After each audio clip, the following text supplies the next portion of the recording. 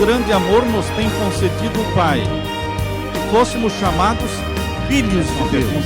Eu e você temos que responder para nós mesmos. O que farei de Jesus? Chamado livro de Testemunhos, volume 9, página 189, diz assim: se nos humilhássemos perante o Senhor e fôssemos bondosos, o mexeriqueiro descobre o segredo. Deus dá e Deus cobra, mas Deus não cobra nada que Ele não deu antes.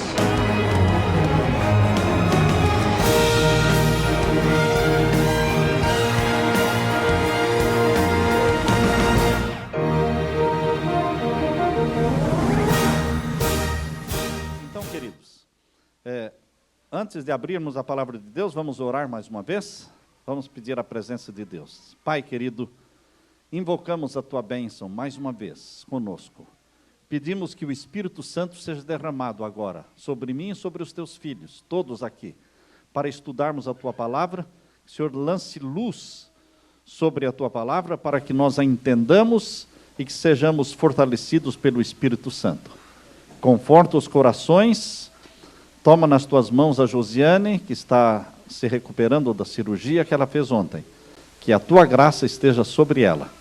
Continue abençoando as pessoas pelas quais estamos orando, pela enfermidade, pela saúde, pela recuperação de cada pessoa aqui que está na lista de oração, Pai.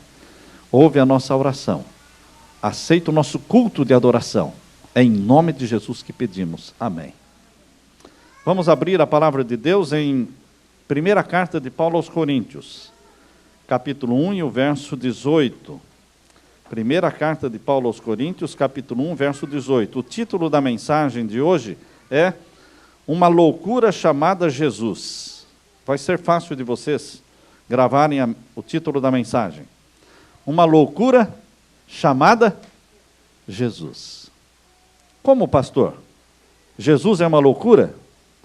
Deus escolheu salvar o mundo através de uma loucura para o mundo. O mundo considera Jesus e o plano da salvação, o evangelho das boas novas de Deus, o mundo considera como sendo loucura. Mas é assim que Deus escolheu salvar o ser humano. Abra sua Bíblia então e vamos ler na primeira carta de Paulo aos Coríntios, capítulo 1, e o verso 18. Aqui lemos: porque a palavra da cruz é loucura para os que perecem, mas para nós que somos salvos é o poder de Deus. A palavra da cruz é loucura para os que morrem, sem salvação, mas para nós é o poder de Deus que nos salva. E agora no verso 21, leiam comigo.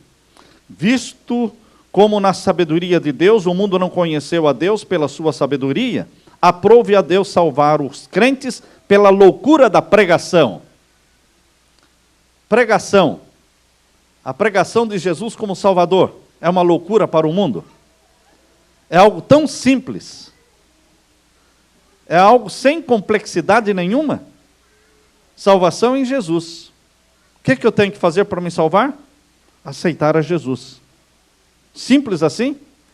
Simples assim. É a loucura da pregação.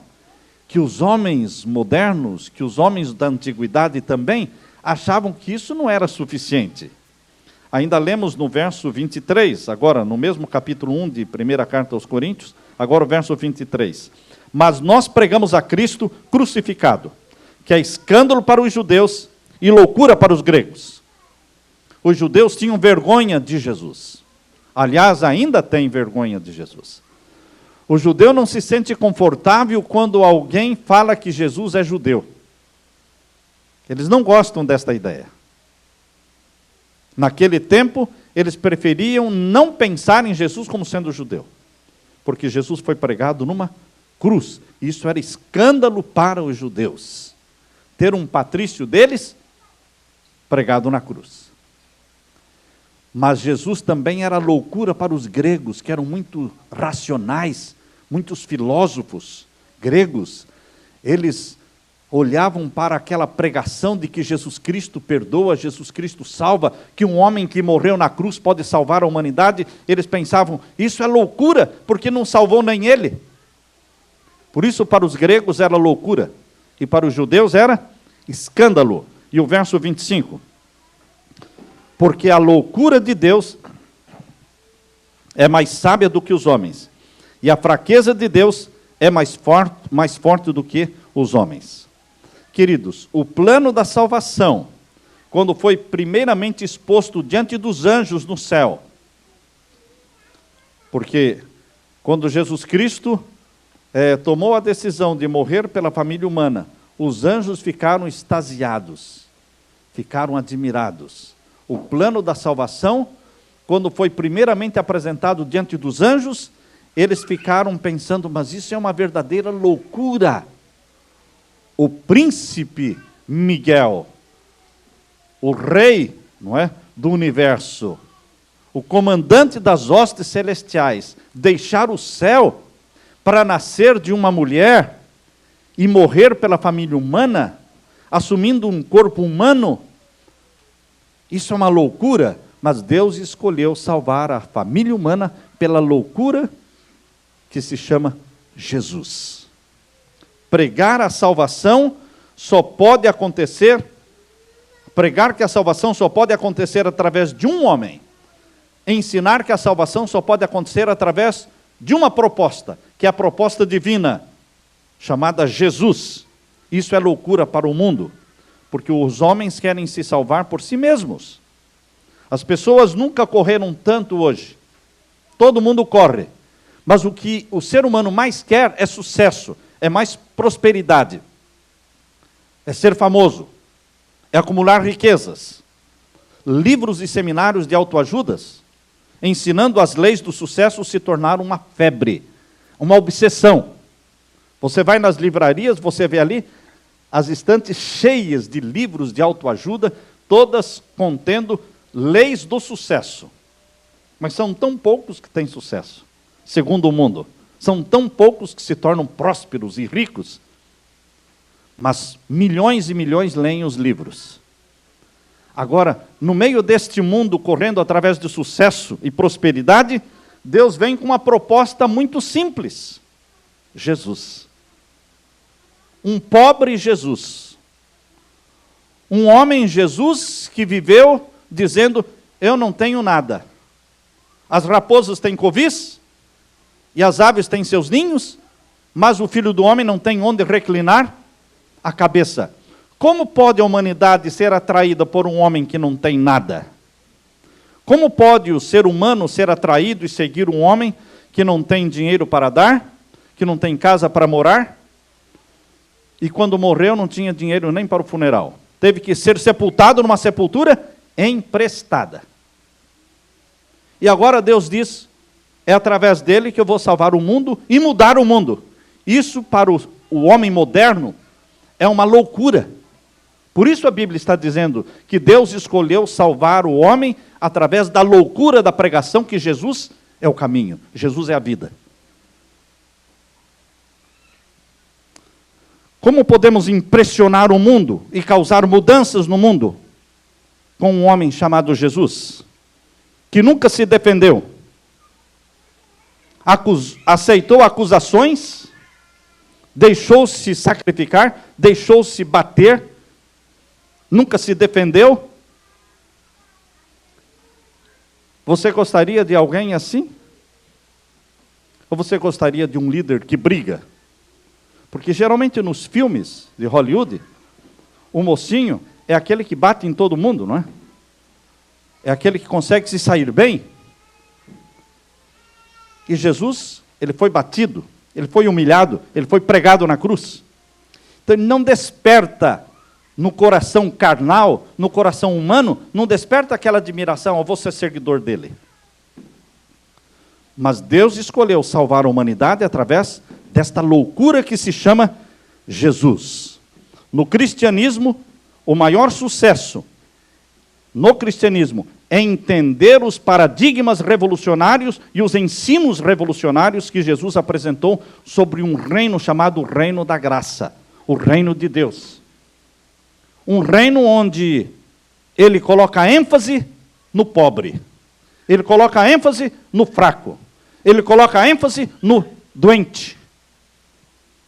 Queridos, pobre, fraco e doente nunca foram importantes, nem no evolucionismo. No evolucionismo, fraco, doente e pobre deveria ser o quê? acabar, destruído. O evolucionismo ensina que prevalece o mais forte, o mais apto. No nazismo, a filosofia de Hitler era que o pobre, o fraco, o menos apto deveria desaparecer, porque Hitler queria uma raça pura. Ele chamava de raça ariana. Mas agora vem o cristianismo com uma proposta muito diferente, irmãos. Dando ênfase, dando valor para o pobre, para o fraco, para o perdedor. O reino de Deus, fundado por Jesus, é chamado de um reino de perdedores. Losers. Jesus surgiu no mundo para implantar um reino, fundar um reino sem armas, sem armamento bélico, sem violência, sem briga. Um reino onde ele diz, se alguém bater na tua face esquerda, ofereça também a direita. Se alguém te forçar para andar 1 milha, ande 2. Se alguém quiser levar o seu vestido, dê também a túnica. Se alguém vier roubar o seu dinheiro, a sua carteira, dê também o carro. Jesus veio com umas ideias revolucionárias. E ele diz, eu vim para implantar um reino, fundar um reino chamado Reino da Graça do nosso Senhor Jesus. Isso é revolucionário, isso é loucura. Porque no reino dos homens todo mundo se defende. No reino de Deus a pessoa não se defende. Jesus não se defendeu. Jesus, quando acusado, Pilatos perguntava para Jesus, você não está vendo que todo mundo está acusando você? Você não fala nada? E ele continuava em silêncio. Não se defendeu. Nós, seres humanos, somos muito apressados em nos defender. E Jesus nos ensina a deixar a defesa na mão dele, que é o advogado. Não está na nossa mão. Napoleão Bonaparte, no final da sua vida, ele foi exilado na ilha de Santa Helena. Napoleão Bonaparte, nos últimos anos de vida, no exílio, ele pôde repensar em toda a vida dele. E ele repensou e repensou, refletiu, e ele escreveu isso. Ele disse, Alexandre, o Grande, Júlio César, Carlos Magno e eu fundamos grandes impérios. Mas em que se fundavam essas grandes criações do nosso gênio? Na força. Unicamente Jesus fundou o império no amor, disse Napoleão Bonaparte. E até hoje milhões de pessoas dão a vida por ele. Ninguém está disposto a dar a vida por Napoleão Bonaparte, ou por Júlio César, ou por Carlos Magno. Mas milhões dão a vida por Jesus. E ele fundou um império chamado o Império do Amor. Queridos, estabelecer um império sem dinheiro,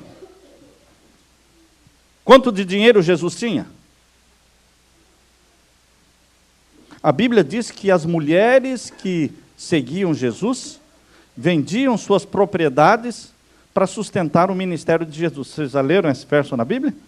Que as mulheres que seguiam Jesus vendiam suas propriedades para manterem a pregação de Jesus. Ele não tinha dinheiro. Não tinha de reclinar a cabeça. E ele estabeleceu um império sem dinheiro, sem armamento bélico, sem violência, sem explorar os mais fracos. Porque todos os impérios fundados são impérios que dominam os mais fracos, matam os que são mais aptos, dominam os fracos, exploram os mais pobres. Mas Jesus criou um império dando valor para o fraco. Isso era uma ideia louca. Por isso Deus escolheu uma loucura chamada Jesus para salvar o homem, a mulher. Enquanto a teoria evolucionista favorece os mais fortes, Jesus favorece os mais fracos. Por isso o cristianismo é a religião dos pobres e dos fracos. Porque o fundador foi pobre e se deixou prender. Jesus sempre será incompreensível para quem quiser salvação por merecimento próprio.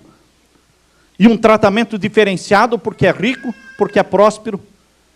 Jesus é incompreensível para pessoas que olham para si mesmas e se acham boas, bons pais, bons cidadãos.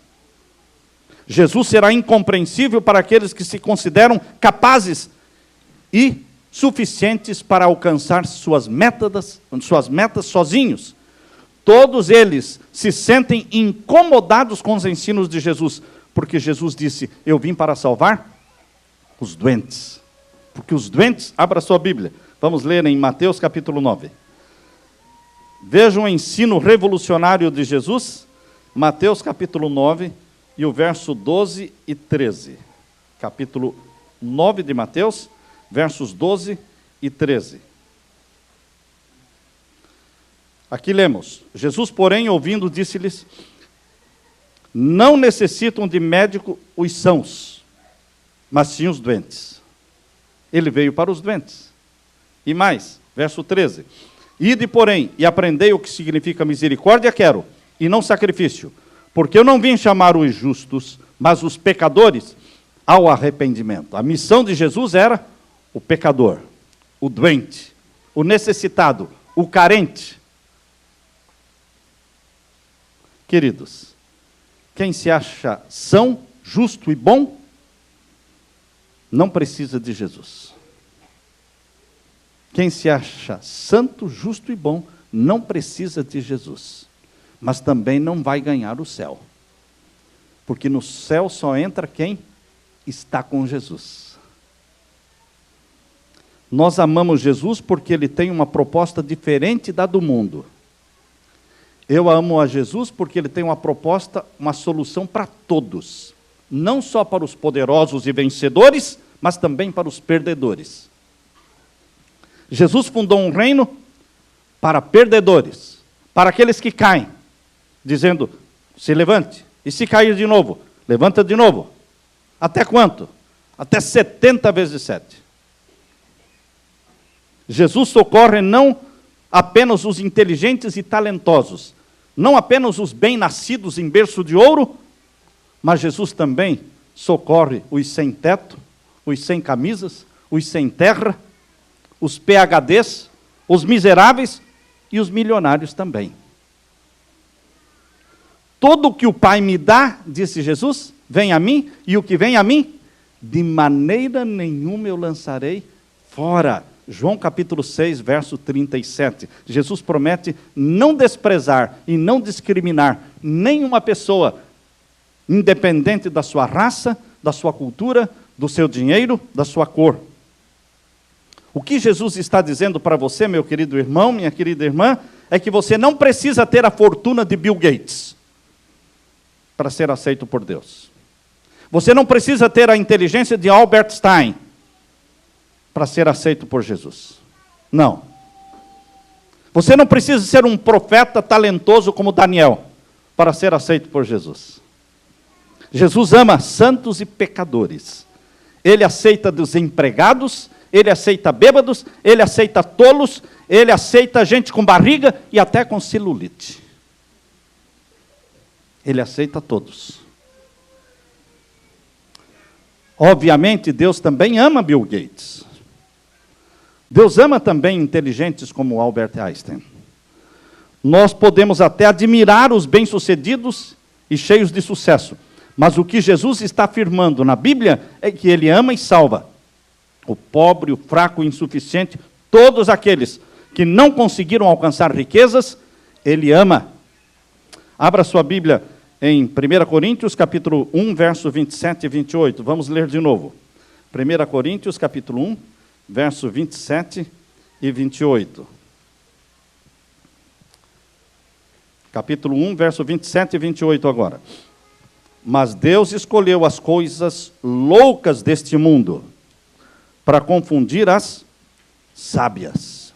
Quando Ele escolheu 12 discípulos, 11 eram praticamente iletrados. O mais culto e o mais esperto era Judas, que não foi chamado. Ele se ofereceu. Mas Pedro, João, Tiago, todos eram pessoas quase que iletradas. Pessoas que foram chamadas para fundar um reino. que deveria durar a eternidade. Ele não chamou os mais talentosos, nem os mais ricos. Essa é a loucura da salvação. E aqui lemos: mas Deus escolheu as coisas loucas deste mundo para confundir as sábias. Deus escolheu as coisas fracas deste mundo para confundir as fortes. Você se acha fraco ou forte? Se você se acha fraco, Deus pode usá-lo. Se você se acha forte, Deus não vai poder usar você. Porque se Deus usar o forte, a glória é do forte. O louvor é do forte. Os méritos é do forte. Agora, se você se acha fraco, insuficiente, incapaz, Deus pode usá-lo, porque a glória será dele. Dele. E quando a pessoa é muito forte, mas Deus quer usá-la, Deus permite que ela se torne fraca. Como aconteceu com Moisés, né? Moisés era muito fortão, brigava bem, muito preparado nas escolas, nas artes marciais do Egito, ele se achava o cara. Moisés se achava o cara. Moisés pensava assim: Deus escolheu o cara certo, para libertar o seu povo. Com 40 anos de idade ele pensava assim. E ele disse: eu já vou começar a obra aqui, vou matar aquele egípcio. Ele bateu num israelita ali, eu vou lá e matou o egípcio. E aí teve que fugir. E lá ele ficou 40 anos. E queridos, 40 anos na solidão, cuidando de ovelhas. Ele teve que esquecer toda a autossuficiência que ele aprendeu no Egito. Ele teve que deixar de lado todas as artes marciais que ele aprendeu no Egito. E quando ele se achava com 80 anos de idade, se achando incapaz e insuficiente, Deus disse: agora você está preparado para ser usado por Deus. Deus usa os que se acham insuficientes, incapazes e fracos. Por isso, quando Deus falou com Moisés, Moisés falou o quê? Eu não, Senhor, chame outro. Deus disse: é você mesmo, porque agora você está preparado.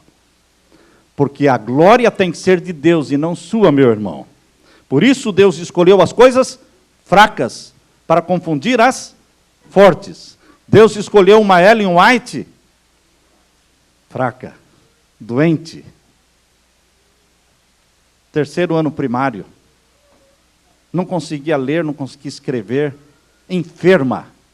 Queridos, Deus escolheu uma mulher assim, uma jovenzinha assim de 17 anos, e se tornou uma profetisa, uma mensageira do Senhor, que desenvolveu um ministério de 70 anos como mensageira do Senhor, sendo hoje a autora americana mais traduzida no mundo.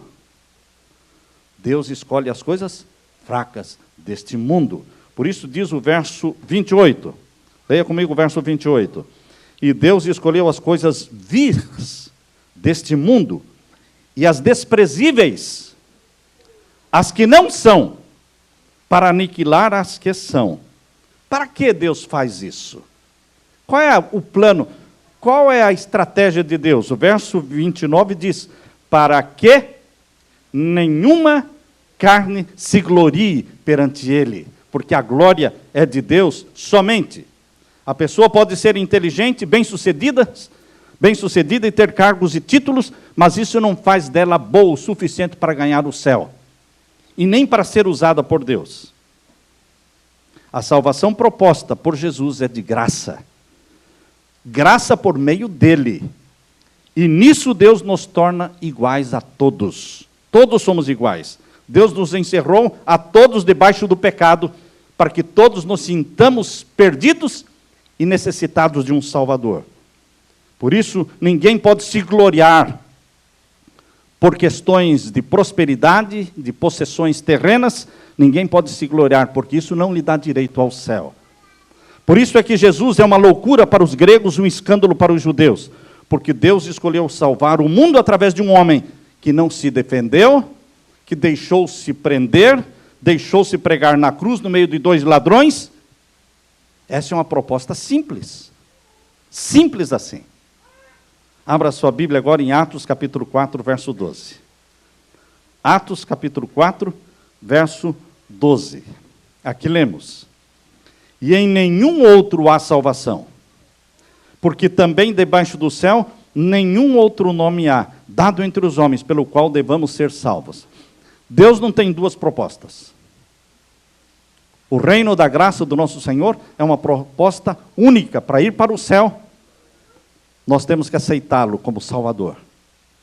Nós temos que aceitá-lo como Cordeiro de Deus que tira o nosso pecado. Jesus é a loucura de Deus para nos salvar. Philip Schaff declarou de Jesus desta forma. Veja o que Philip Schaff falou de Jesus.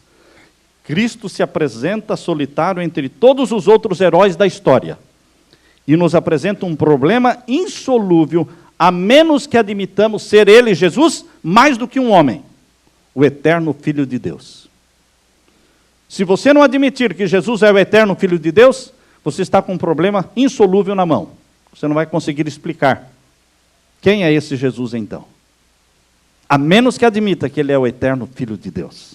Rousseau declarou: teria sido um milagre maior inventar uma vida tal como a de Jesus do que ela existir. Precisa um milagre para inventar uma vida como a de Jesus. O grande mistério que envolve a pessoa de Jesus só pode ser compreendida, esse mistério só pode ser compreendido se nós lermos João capítulo 1, verso 14. João capítulo 1, verso 14 explica o mistério que existia na vida de Jesus. Abra sua Bíblia. João capítulo 1, verso 14. Qual é esse mistério? E o Verbo se fez carne e habitou entre nós. Nós vimos a sua glória, como a glória do unigênito do Pai, cheio de graça e de verdade. Ah, Jesus não era só homem. Aqui está o mistério. Jesus era homem? Sim, 100% homem. Mas Jesus também é Deus, 100%. Ele é Deus, ele é homem. Ele é o Verbo eterno, que criou todas as coisas, mas que um dia nasceu da bendita Virgem Maria, gerado pelo Espírito Santo, tornando-se um de nós. Este é o mistério, meus queridos. Jesus, 100% homem, 100% Deus. É esse Jesus que no capítulo 14 de João diz, verso 6, eu sou o caminho, a verdade e a vida, ninguém vem ao Pai senão por mim. Muitos dizem, todos os caminhos levam a Roma. Até pode ser, mas nem todos os caminhos levam para o céu. Só Jesus leva para o céu. Santo Agostinho disse certa vez, tenho lido de Platão e de Cícero, que são sábios e famosos, porém jamais li, nem em Platão, nem em Cícero, estas palavras, vinde a mim todos vós que estáis cansados e oprimidos, eu vos aliviarei. Só Jesus falou tais palavras. Só Jesus fala, vem a mim, eu vou aliviar o seu fardo. E você vai sair descansado, consolado, confortado. Só Jesus tem poder para curar, só Jesus tem poder para ressuscitar, Jesus tem poder para perdoar, Jesus tem poder para dar vida eterna. Só Jesus, não existe outro. Acreditamos que por mais próspera que seja uma pessoa e por maior que seja o seu sucesso, ela não vive mais do que 80 a 100 anos. Mas Jesus está fazendo uma proposta de vida eterna. Eu quero a proposta de vida eterna. Os 70, 80, 90 anos que você vive na terra, não valem a pena, se não tivermos a proposta da vida eterna. Satanás sabe que essa loucura chamada Jesus é o único nome e caminho que dá salvação. Por isso ele proibiu o nome de Jesus nas escolas públicas. Proibiu. Quando eles tiraram Jesus das escolas públicas, tiraram Deus das escolas. E virou o que virou. Hoje mesmo na televisão, nos programas de televisão, as pessoas evitam falar o nome Jesus. Até que falam a palavra Deus. Mas evitam falar a palavra Jesus. Mas o poder está no nome de Jesus. O pastor Dewey Bertolini foi convidado para fazer uma palestra, ou dar, durante o último mês, antes da graduação de uma classe de segundo grau, Um mês antes da graduação deles, ele foi convidado para dar algumas classes de religião para estes alunos.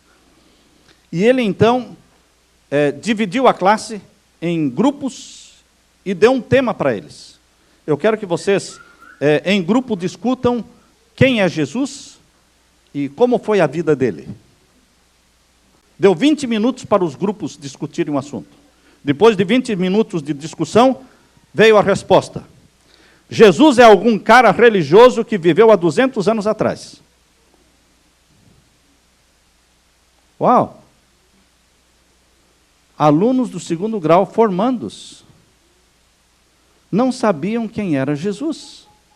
Eles pensavam que Jesus tivesse sido alguém que viveu no tempo de George Washington, primeiro presidente americano. Esse mesmo pastor Dewey Bertolini,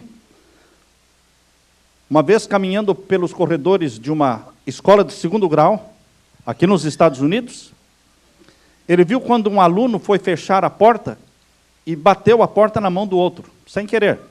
Machucou a mão. E aquele estudante machucado ficou com raiva e começou a xingar e blasfemar o nome de Jesus.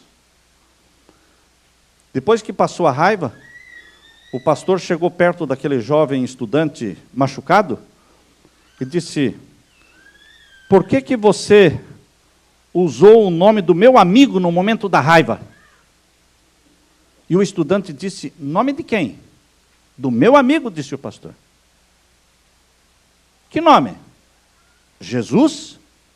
Quando você estava com raiva, você blasfemou e xingou o nome de Jesus. Você conhece Jesus? E o aluno disse: não, nem sei quem é. Pois é. O nome de Jesus hoje é usado como blasfêmia, quando a pessoa está com raiva. Mas eles nem sabem quem é Jesus. Acredite ou não, aquele jovem não sabia nada a respeito de Jesus. Só usava este nome para blasfemar e xingar.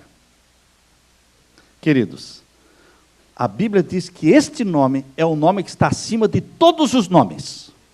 Abra sua Bíblia agora em Filipenses capítulo 2, versos 8 a 9. Abra sua Bíblia. Filipenses capítulo 2, versos 8 a 9. Satanás está muito feliz por estar fazendo do nome de Jesus um nome desconhecido na América. Desconhecido no meio das crianças.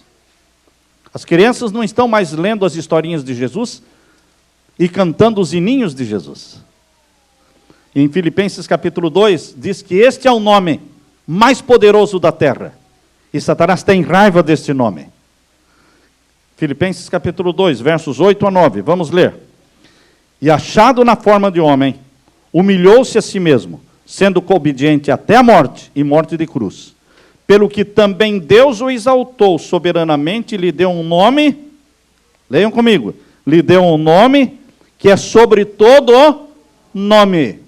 Não existe outro nome mais importante do que o nome de Jesus. Só um ser humano pode se chamar Jesus. Aquele que nos salva dos nossos pecados. E em 1 João capítulo 5, verso 11, irmãos.